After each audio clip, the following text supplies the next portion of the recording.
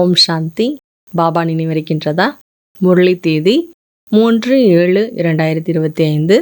मीठे बच्चे, इस बेहद नाटक में तुम वंडरफुल एक्टर हो। ये अनादि नाटक है, इसमें कुछ भी बदली नहीं हो सकता।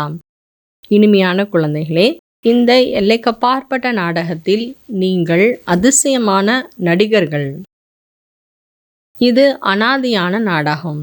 இதில் எதையுமே மாற்றவே முடியாது. प्रश्न: बुद्धिवान दूरंदेशी बच्चे ही किस रखोकिय राज को समझ सकते हैं? கேள்வி: புத்திவான் தூராந்தேசி குழந்தைகள் எந்த ஒரு ஆழமான ரகசியத்தை புரிந்து கொள்ள முடியும்? उत्तर: मूल वतन से लेकर सारे ड्रामा के आदि मध्य अंत का जो मुख्य राज है वो दूरंदेशी बच्चे ही समझ सकते हैं।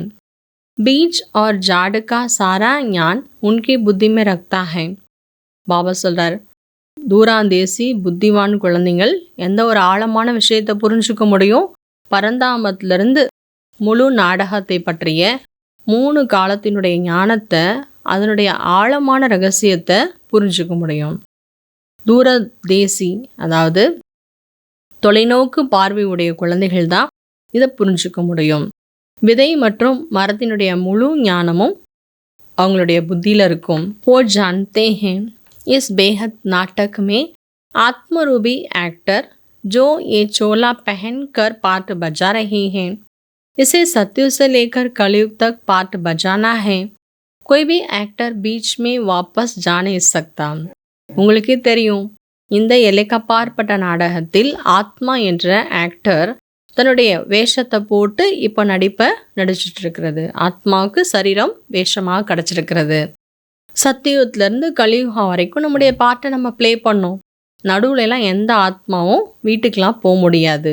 நாடகத்தில் ஒன்ஸ் மேலேருந்து நம்ம ஆத்மா கீழே இறங்கி வந்துட்டோன்னா இந்த உலக நாடகம் முடிச்சு தான் என்ன பண்ண முடியும்? பாபா வந்து தான் கூட்டிகிட்டு போக முடியுமே தவிர வேறு எந்த ஆத்மாக்களும் ஆக்டர்ஸும் நடுவில் போக முடியாது.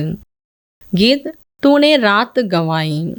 பாடல்: நீங்கள் இரவெல்லாம் தூங்கி கழித்தீர்கள், பகலெல்லாம் உண்டு கழித்தீர்கள். ओम शांति। ये बच्चों ने सुना है, अब इसमें कोई अक्षर राइट भी है, रॉन्ग भी है। सुख में तो सिमरन किया नहीं जाता है, दुख में भी आना है जरूर। பாபா சொல்கிறாங்க, ஓம் சாந்தி. இந்த பாடல் குழந்தைகள் கேட்டீங்க. இதில் இருக்கக்கூடிய வார்த்தைகளில் சில வார்த்தை சரியானதாக இருக்குது, சிலது தவறானதாகவும் இருக்கிறது. சுகத்தில் எல்லாரும் நினைக்கிறது கிடையாது. சுகத்தில் நினைக்கிறதுக்குன்னு ஒருத்தர் கூட கிடையாது. துக்கத்தில் எல்லாரும் நினைவு பண்ணி தான் ஆகணும். எப்போ நம்ம துக்கம் நிலை அடைஞ்சிடறோம், அப்போ சுகத்தை கொடுப்பதற்காக பாபா வர வேண்டியதாக இருக்கிறது. மீட்டே மீட்டே बच्चों को मालूम है, अभी हम सुखदाम के लिए पढ़ रहे हैं, सुखदाम और शांतिदाम। पहले मुक्ति और होती है जीवन मुक्ति। இனிமேலும் இனிமையான குழந்தைகளுக்கு தெரியும், இப்போ நம்ம சுகதாமத்திற்கான பாட்டை ப்ளே பண்ணிகிட்டு இருக்கிறோம். நாம் சாந்தி தாமத்தில் இருந்தோம், அடுத்து சுகதாமத்துக்கு வந்தோம். இப்போ திரும்பவும் போகும்போது நம்ம சாந்தி தாம் போயிட்டு தான் சுகதாம் போக முடியும். இப்போ ஃபஸ்ட்டு முக்தி, அடுத்து जीवन मुक्ति। हद के नाटक में तो एक एक्टर निकल जाता है तो बदले में दूसरे आ जाता है। कोई बीमार हुआ तो उनके बदले दूसरा ऐड करेंगे। ये चैतन्य ड्रामा है, इसमें ज़रा भी अदली बदली नहीं हो सकती हैं। பாபா சொல்கிறார், ஒரு எல்லைக்குட்பட்ட ஒரு நாடகம் அப்படின்னா அந்த நாடகத்தில் அந்த நடிச்சிட்டு இருக்கக்கூடிய ஒரு ஆக்டருக்கு ஏதாவது திடீர்னு உடம்பு முடியாமல் போயிடுச்சு, நடிக்க முடியாதுன்னா அந்த ஆக்டருக்கு பதிலாக வேற ஒரு ஆக்டரை ஆட் பண்ணிக்க முடியும். அது எல்லைக்குட்பட்ட மனிதர்களால் நம்ம தயார்படுத்தக்கூடிய நாடகம். ஆனால் இது சைத்தன்யமான நாடகம். இதில் துளி கூட மாற்றத்தை முன்பின் என்பது கூட செய்ய முடியாது. ஏன்னா நமக்கு தெரியும், நம்ம எல்லாருமே ஆத்மாக்கள். शरीर रूपी चोला पहनकर बहुरूपी पाठ बजाते हैं। शरीரம் என்ற வேஷத்தை போட்டு பலவிதமான பாட்டை நாம் ப்ளே பண்ணியிருக்கிறோம். नाम, रूप, देश, काल, फीचर सब बदलते जाते हैं। एक्टर्स अपनी एक्ट को तो मालूम होता है ना, அவசர பெயர், ரூபம், தேசம், தோற்றம் எல்லாமே மாறி பலவிதமான பாட்டை நம்ம ப்ளே பண்ணிட்டோம். இப்போ ஆக்டர்ஸ்னால் ஒவ்வொருத்தருக்கும் தெரியும் இல்லையா, நம்ம என்ன பாட்டு நம்ம ப்ளே பண்ணிகிட்ருக்குறோன்னு. பாபா குழந்தைகளுக்கு நாடகத்தினுடைய சக்கரத்தினுடைய ரகசியத்தை புரிய வச்சிருக்கிறாரு. मनुष्य कहते रहते हैं 6-7 वर्षों में इतना अनाज होगा जो बात मत पूछो, देखो उनको प्लान क्या है, बच्चों का प्लान क्या है. बाबा कहते मेरा प्लान है पुरानी को नया बनाना, तुम्हारा एक ही प्लान है. மனிதர்கள் சொல்கிறாங்க இன்னும் 6-7 வருஷத்தில் பாருங்கள் இவ்வளோ தானியங்கள் அதிகமாகிடும், அது முன்னேற்றம் இது முன்னேற்றம்னு சொல்கிறாங்க. அது அவங்களுடைய பிளான்.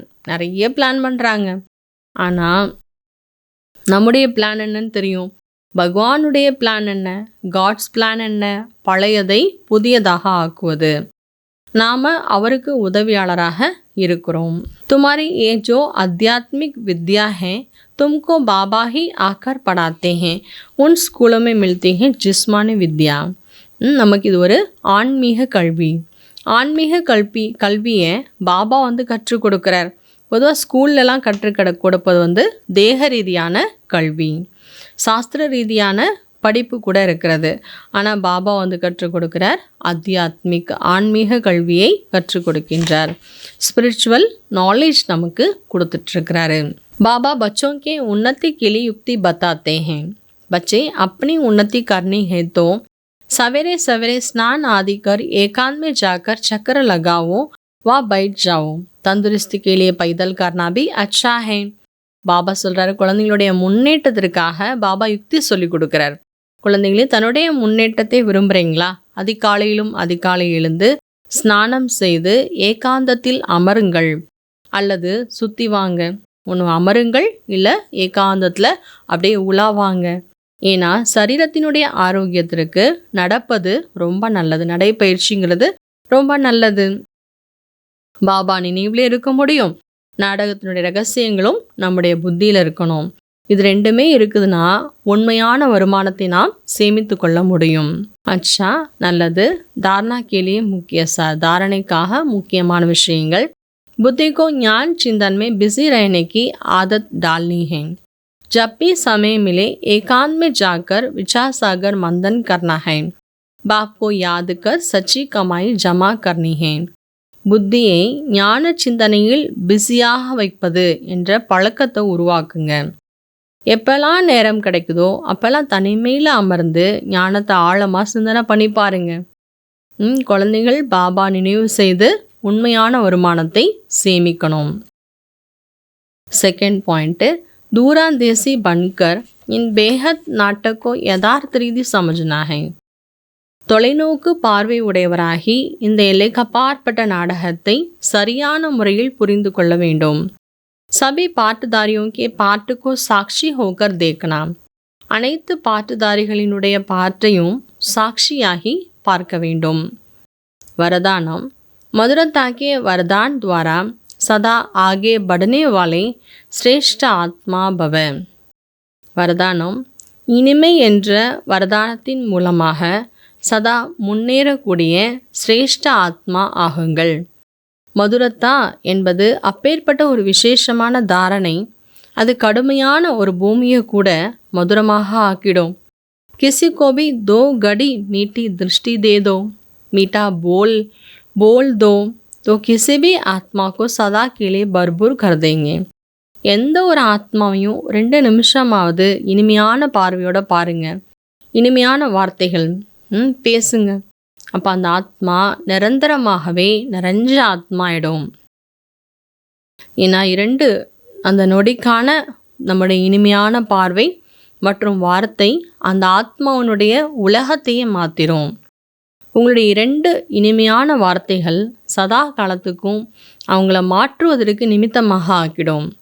அதனால் இனிமைங்கிற வரதானத்தை சதா கூட வச்சுக்கோங்க. சதா இனிமையாக இருப்பது மற்றும் அனைவரையும் இனிமையானவராக ஆக்க வேண்டும். ஸ்லோகன், हर परिस्थिति में राजी हो तो राजयुक्त बन जाएंगे.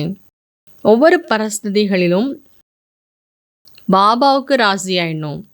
அப்போது ராஜ்யுக்த ஆகிடுவோம். அப்படின்னா நிறைய ரகசியங்களை தெரிந்தவராக ஆகிவிடுவோம். சங்கல்ப சக்தி சேமித்து சிரேஷ்ட சேவைக்கு நிமித்தம் ஆகுவதற்கான பாபாவுடைய அபேக்த தூண்டுதல். जब और सब संकल्प शांत हो जाते हैं, बस एक बाप और आप इस मिलन की अनुभूति का संकल्प रखता है तब संकल्प शक्ति जमा होती हैं और योग पावरफुल हो जाता है. பாபா சொல்கிறாங்க, எப்போ எல்லா எண்ணங்களுமே சாந்தி ஆகிடுது, நீங்கள் பாபா, அவ்வளோதான், நானும் பாபாவும் தான், போதும், இந்த ஒரு எண்ணங்களில் வந்துடுறோம், இந்த ஒரு சந்திப்பினுடைய அனுபவங்களில் வந்துடுறோம், அப்போ சங்கல்ப சக்தி சேமிப்பாக ஆரம்பிச்சிடுது, நம்முடைய யோகம் சக்திசாலியானதாக இருக்கும். इसके लिए सामाने व समेटने की शक्ति धारण करो. இதற்கு கரைத்து கொள்ளுதல் மற்றும் தன்னடக்கும் சக்தியை கொண்டு வாருங்கள். संकल्पों पर फुल ब्रेक लगो, डीले नहीं. अगर 1 सेकंड के बजाय ज़्यादा समय लग जाता है तो सामने की शक्ति कमज़ोर है. எண்ணங்களுக்கு ஃபுல் பிரேக் போடுங்க, எண்ணங்களை ஆட விடக்கூடாது. ஒருவேளை 1 செகண்டுக்கு பதிலாக அதிகமான நேரத்தை கொடுத்துட்டீங்க அப்படின்னா கரைத்து கொள்ளும் சக்தியில் நாம் பலகீனமாக இருக்கோன்னு அர்த்தம். ஓம் சாந்தி.